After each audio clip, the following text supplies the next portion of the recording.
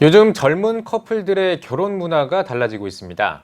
특히 주례 없는 결혼식이 늘고 있는데요. 그런데 최근 주례자나 성혼 서약이 없는 결혼식은 하나님 없는 결혼식이고 세속적이라는 주장이 나왔습니다. 달라지는 결혼 문화를 어떻게 봐야 할지 김인혜 기자가 알아봤습니다. 사랑하는 사람과 평생을 약속하는 결혼. 최근 결혼식의 동향이 달라지고 있습니다. 과감히 주례를 생략한 채 결혼식을 진행하는 청년들이 늘고 있는 겁니다. 한 통계에 따르면 지난 2017년 결혼식의 50에서 60%가 주례 없이 결혼식을 진행하는 것으로 나타났습니다. 이러한 흐름에 따라 2, 3년 내에는 주례 없는 결혼식이 70% 이상 육박할 것이라는 전망도 나오고 있습니다. 이런 가운데 변화하는 결혼식 문화에 대한 성경적 논의가 지난 교단총회에서 다뤄졌습니다. 대한예수교장로회 고신총회는 69회 총회에서 결혼을 앞둔 이들은 가능한 한 목회자를 주례자로 세우고 예배당에서 예식을 진행해야 하며 서약 없는 결혼은 결혼식이라고 할 수 없다는 성경적 결혼 지침을 제시한 겁니다. 이번 예장 고신총회의 결의에 대해 신학자들은 교회 안 예식서의 전통과 규정에 비추어 본다면 신앙인으로서는 마땅히 따라야 할 지침임이 맞다는 의견입니다.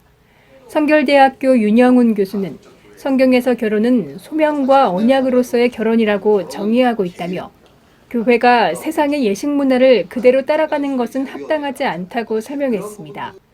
윤 교수는 하지만 시대가 변화하는 상황에서 결혼 예식에 대한 분명한 신학적 연구와 성경적 해석이 먼저 선행될 필요가 있다고 강조합니다. 논란도 있고 또 좋아하는 분도 있을 겁니다. 그러나 중요한 것은 이번 고신총회가 각 교단마다 교회마다 우리가 결혼 예식을 다시 한번 생각해 봐야 되겠다라고 하는 중요한 계기가 됐다고 생각합니다. 그래서 이제부터 좀 교단에서 고압적인 자세가 아니라 열린 마음으로 오히려 결혼 당사자들과 좀 소통하면서 새로운 결혼 예식에 대해서 창의적인 아이디어를 냈으면 좋겠어요.